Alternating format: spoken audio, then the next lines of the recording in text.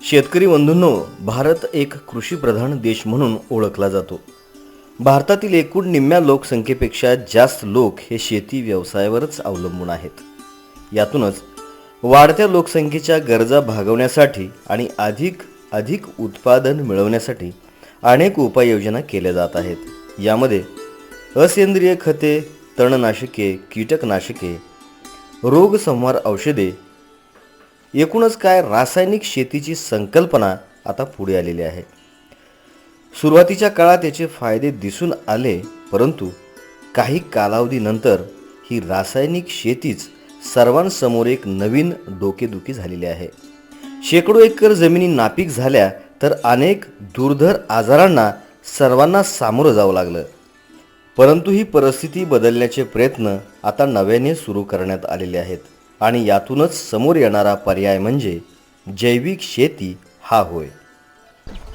भारतीय शेती सध्या कीटकनाशकांच्या अंशामुळं आणि रेसिड्यूजमुळं फार मोठ्या अडचणीच्या काळामधून सध्या जात आहे. सध्याची स्थिती जर बघितली आपण वेगवेगळ्या स्वरूपामध्ये वेगवेगळे कीटकनाशकाचे अंश आपल्या शरीरामध्ये दररोज कंझ्युम करत आहे. तर त्याचा जर विचार केला तर इथून पुढच्या काळामध्ये शेतीमध्ये जैविक कीटकनाशकं, जैविक बुरशीनाशकं आणि जैविक खतांचा वापर हा अनिवार्य भाग ठरणार आहे. तर त्याच्यामध्ये सर्वात महत्त्वाचं झालं तर आपल्याकडं फार मोठ्या प्रमाणात रोगकारक बुरशी आपल्याकडं येत आहेत. त्याच्यामध्ये शेतकरी वेगवेगळ्या प्रकारचे बुरशीनाशकंसुद्धा वापरत आहेत. तर त्याच्यामध्ये नियंत्रणसुद्धा बऱ्याच शेतकऱ्यांना मिळत नाही. तर एक पर्यायी चांगलं जैविक बुरशीनाशक म्हणून ट्रायकोडर्मा विरिडी नावाचं जैविक बुरशीनाशक आपण या ठिकाणी कृषी विज्ञान केंद्रामध्ये प्रोडक्शन करतो. तर एकंदरीत सर्व बाबीचा विचार जर केला तर आंतरराष्ट्रीय स्तरावर असेल, भारताच्या स्तरावर असेल किंवा इवन आपल्या महाराष्ट्राच्या स्तरावर जर बघितलं तर इथून पुढच्या काळामध्ये जैविक कीटकनाशकांचा वापरांना फार मोठा वाव त्या ठिकाणी असणार आहे. आणि विषमुक्त अन्न कसं लोकांपर्यंत जाईल आणि आपण कसं ते तयार करू ह्याच्यामध्ये शेतकऱ्यांचा जैविक कीटकनाशक वापरामध्ये फार मोठाचा गरज इथून पुढच्या काळामध्ये आहे. याच शेती पद्धतीमध्ये रासायनिक खतांऐवजी सजीव गांडुळांचा वापर करून अथवा गांडूळ खताचा वापर करणे हे देखील अतिशय महत्त्वाचे ठरत आहेत. पीक उत्पादन वाढीसाठी जैविक खतांचा वापर गेल्या 10 वर्षातील क्रांतिकारी घटना आहे. यात हवेतील नत्र जमिनीत स्थिर करणाऱ्या ॲझोटोबॅक्टर, ॲझोस्पिरिलम, निळे हिरवे शेवाळ, आझोला, रायझोबियम जीवाणू, ॲसिटोबॅक्टर यांचा वापर करून पिकाला खतावरील खर्चात बचत आणि पीक उत्पादनात वाढ या दोन्ही गोष्टी शक्य होऊ शकतात.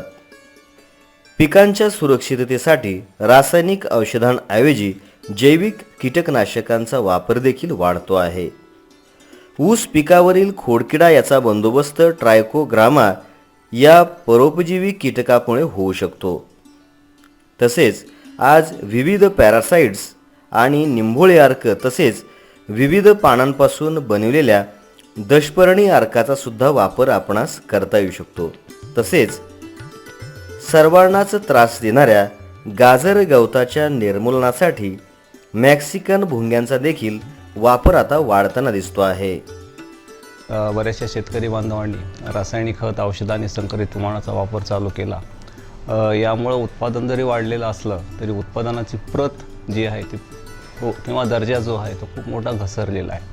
आणि दर्जा एवढा घसरलेला आहे की एकूण जो कोणी फवारलेलं किंवा रासायनिक खत दिलेलं अन्न खाईल तर त्याला अनेक व्याधीसुद्धा आपल्याकडं निर्माण होत आहेत.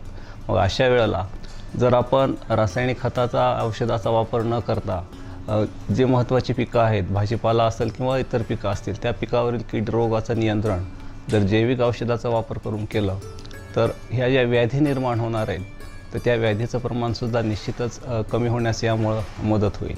यामध्ये प्रामुख्यानं आपण लातूर जिल्ह्याचा जर विचार केला तर लातूर जिल्ह्यामध्ये सोयाबीन, तूर यासारखी महत्त्वाची पिकं मोठ्या प्रमाणावर घेतली जातात. सोयाबीनचा जर आपण विचार केला तर जवळपास खरीपमधल्या 5,60,000 हेक्टरपैकी जवळपास 4,00,000 हेक्टर क्षेत्रावर आपण सोयाबीनचं पीक घेतो.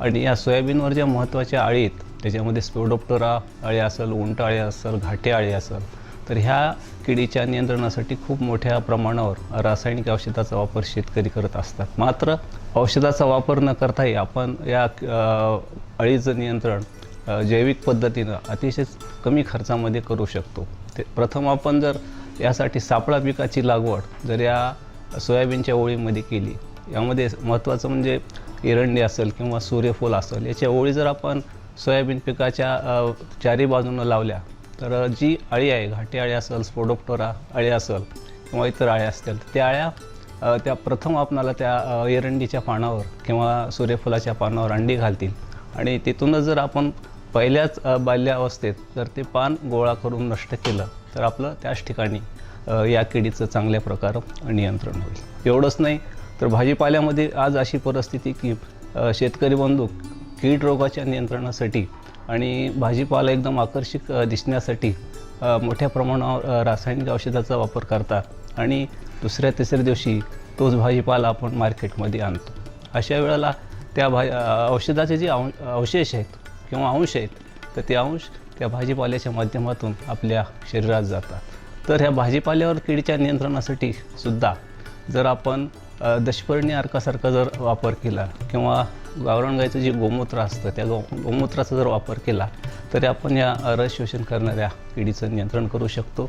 त्याचप्रमाणे काही जैविक बुरशी आहेत, ज्याचा जर वापर आपण केला तर या रस शोषण करणाऱ्या किडीचं नियंत्रण करू शकतो. त्यामध्ये प्रामुख्यानं फर्टिशिलियम लेकानी नावाची जी पावडर बाजारामध्ये उपलब्ध आहे, तर त्या पावडरचा साधारणतः 2 ते 3 ग्राम प्रति लिटर पाणी असं वापर करून जर त्याची फवारणी आपण भाजीपाल्यावर केली तर निश्चितच आपण त्या रस शोषण करणाऱ्या किडीचं चांगल्या प्रकारे नियंत्रण होईल. जिल्ह्यातील लातूर जिल्ह्यातील शेतकऱ्यांचा जैविक कीटकनाशकाकडे आणि वेगवेगळ्या गोष्टीकडे वळण्याचा दृष्टिकोन पाहून मांजरा कृषी विज्ञान केंद्रातर्फे आपण 2010पासनं जैविक कीटकनाशक प्रयोगशाळा आपल्या कृषी विज्ञान केंद्रातर्फे चालू करण्यात आली.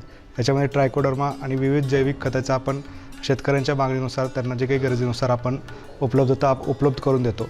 जिल्ह्यातील शेतकरी रासायनिक शेतीकडे रासायनिक कीटकनाशक वगैरे आहेत त्याचा वापर कमी करून जैविक याच्याकडे वळत आहेत आणि ते पुरेपूर करण्यासाठी कृषी विज्ञान केंद्रातर्फे त्यांना वेळोवेळी मार्गदर्शन करून विविध निविष्ठा त्यांना वेळेवर पोहोचण्याच्या दिशेने मांजरा कृषी विज्ञान केंद्राची ही या लॅबमार्फत आपण 2010पासून मोठ्या प्रमाणावर प्रोडक्शन चालू केलं.